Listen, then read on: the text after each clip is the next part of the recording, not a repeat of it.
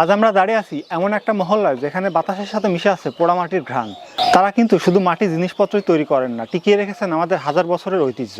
চলুন ঘুরে দেখা যাক এই মৃৎশিল্প এবং জানা যাক তাদের জীবনযাত্রার গল্প। একটি মাটির পাত্রে জীবন শুরু হয় একেবারে মাটির গভীর থেকে। পালপাড়ার কারিগররা দূর দূরান্ত থেকে সংগ্রহ করে আনেন এই বিশেষ ধরনের এঁটেল মাটি, কিন্তু হুট করেই একে চাকে তোলা হয় না।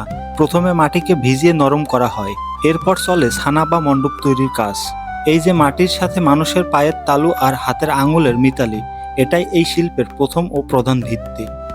কিন্তু সময় বদলেছে কাজের ধরনও। এক সময় যে চাকাটি হাতে লাঠি দিয়ে ঘুরিয়ে গতি দিতে হতো, আজ সেখানে জায়গা করে নিয়েছে ইলেকট্রিক মোটর। আধুনিকতার ছোঁয়ায় এখন হাতের পরিশ্রম কিছুটা কমলেও শিল্পীর সৃজনশীলতা কিন্তু বিন্দুমাত্র কমেনি। মোটরের দ্রুত গতির সাথে তাল মিলিয়ে কারিগরের নিপুল আঙুলের ছোঁয়ায় চোখের পলকে একদলা কাদা রূপান্তরিত হয় বিভিন্ন ধরনের মাটির তৈজসপত্র। এখন খেজুর গুড়ের সময় হওয়ার কারণে গুড় রাখার পাত্রই বেশি তৈরি করছেন তারা। এখানে পুরুষের পাশাপাশি মেয়েরাও বিভিন্ন ধরনের পিঠা তৈরির পাত্র তৈরি করছেন। এছাড়াও মাটির পাত্র রোদে শুকানো এবং পোড়ানোর কাজে সাহায্য করে থাকেন তারা। পালপাড়ার প্রতিটি আঙিনায় এখন মোটরের এই গুঞ্জন বলে দেয় শিল্পটি এখনো সময়ের সাথে পাল্লা দিয়ে টিকে আছে। চাক থেকে নামানোর পর এই কাঁচামাটির শরীরকে কাঠিন্য দেওয়ার জন্য প্রয়োজন প্রকৃতির অবারিত উত্তাপ। মাইলের পর মাইল বিস্তৃত পালপাড়ার উঠানে সারি সারি সাজানো থাকে এই মৃৎ পাত্রগুলো। আমার পেছনে যে বিশাল চুলো আপনারা দেখতেছেন, এই চুলাতেই কিন্তু সারিবদ্ধভাবে সাজানো হয় মাটির পাত্র। তারপর 4 থেকে 5 ঘন্টা ধরে পোড়ানো হয় এই মাটির পাত্রগুলোকে। এই আগুনের উত্তাপ শুধু মাটিকেই পোড়ায় না, এর সাথে মিশে থাকে এই কুমারপাড়ার মানুষের হাড় ভাঙার খাটুনি এবং বেঁচে থাকার গল্প। এতক্ষণ আপনারা দেখেছেন কিভাবে নরম মাটিকে রূপ দেওয়া হয়, কিন্তু সেই মাটিকে স্থায়ী রূপ দিতে প্রয়োজন আগুনের এই দহন। আগুনের লেলিহান শিখা যখন শান্ত হয়, তখনই ধূসর মাটি রূপান্তরিত হয় লালচে রঙের টেকসই শিল্পে।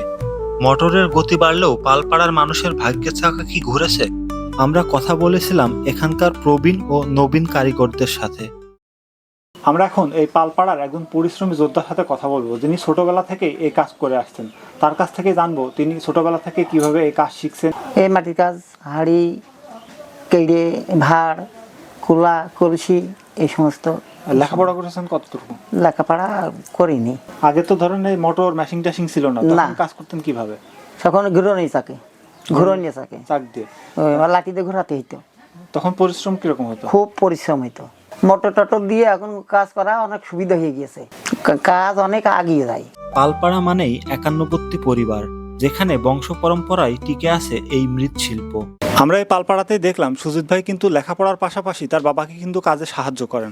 আমরা এখন সুজিত ভাইয়ের সাথে কিছু কথা বলবো। ভাই, আপনি কতদিন ধরে কাজ করতেছেন? আমি ছোটকাল থেকেই, যখন ক্লাস 6-এ পড়ি তখন থেকে বাবার সাথেই কাজ করি। বাবার হাত ধরে তো কাজ শেখা? হ্যাঁ, বাবার হাত ধরে কাজ শেখা, কিন্তু বাবা যেগুলো বানায় ওগুলো পারি না। কোচাক বানাতে পারি, কোচাক পোড়াতে পারি, নিজে ভাটা সাজাতেও পারি। আপনার লেখাপড়ার কি অবস্থা? অনার্স শেষ, এখন মাস্টার্সে পরীক্ষা দেবো সামনে, শেষ বর্ষ। যে লেখাপড়ার পাশাপাশি যে আপনার বাবার আপনি কাজে সাহায্য করেন, ভালো লাগে তো আপনার? হ্যাঁ, ছোটকাল থেকে অভ্যাস। প্লাস্টিক আর অ্যালুমিনিয়ামের ভিড়ে হয়তো তাদের বাজার আজ সংকুচিত, কিন্তু তাদের শৈল্পিক হাতের অবদান এখনো ফুরিয়ে যায়নি। মোটরের চাকা হয়তো দ্রুত ঘোরে, কিন্তু এই কারিগরদের স্বপ্নগুলো ঘোরে তাদের শিল্পের মায়ায়। পালপাড়ার মানুষের এই ঐতিহ্যকে টিকিয়ে রাখতে এই পোড়ামাটির ঘ্রাণ আমাদের হৃদয়ে টিকিয়ে রাখা বেশি প্রয়োজন। আমাদের চারপাশে এমন আরও কত না বলা কাহিনী ছড়িয়ে আছে, আর সেই অদেখা বাস্তবতাকেই আপনাদের সামনে তুলে ধরতেই আমাদের এই পথ চলা। আমি তুষার ইমরান আজ এখানে শেষ করছি। আবারও দেখা হবে জীবনের অন্য কোনো বাঁকে, অন্য কোনো সময়ে, অসংখ্য গল্পের নতুন কোনো পর্বে। ততক্ষণ পর্যন্ত সবাই ভালো থাকুন, সুস্থ থাকুন আর আমাদের লোকজ ঐতিহ্যকে ভালোবাসুন।